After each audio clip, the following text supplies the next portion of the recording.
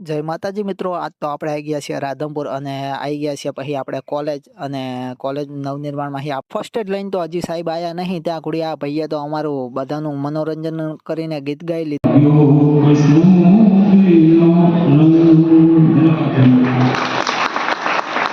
મુખ્ય મહેમાન તરીકે લવિંગજી ઠાકોર એટલે રાધનપુરના લોક લાડીલા ધારાસભ્ય લવિંગબાને બોલાયા છે. લવિંગબાએ તો પછી ફર્સ્ટ એડ સર્ટિફિકેટનું બધાને વિતરણ કર્યું અને માર્ગદર્શન પણ પૂરું પાડ્યું વિદ્યાર્થીઓને.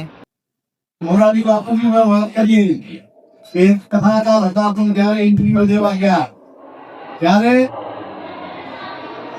એમના જે ઇન્ટરવ્યુ લેવાવાળા હતા એમને વાત કરી કે સાહેબ તમારો અવાજ બરાબર નથી એટલે આમાં આપ નહીં સામેલ થઈ શકો.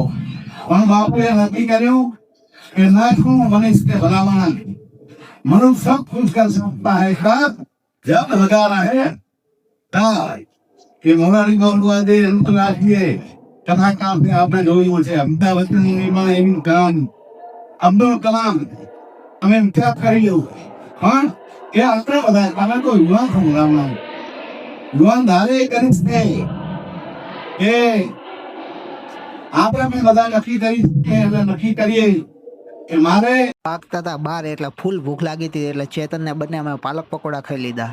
પછી તો આપણે આવી ગયા બસ સ્ટેન્ડમાં અને બસો તો બીજી ઘણી બધી પડી છે પણ આપણી બસ લાગી નથી એટલે આપણે આવી ગયા જેસાન દુકાને અને વેફર ખાઈ લીધી. ફર્સ્ટ એડ સર્ટિફિકેટ મળી ગયું અને પછી તો આપણે બસમાં બેસી ગયા અને હવે આપણે જવાનું હતું ઘરે એટલે ચાલો તો હવે ઘરે જશું અને આજનો બ્લોગ આટલે જ સમાપ્ત કરશું.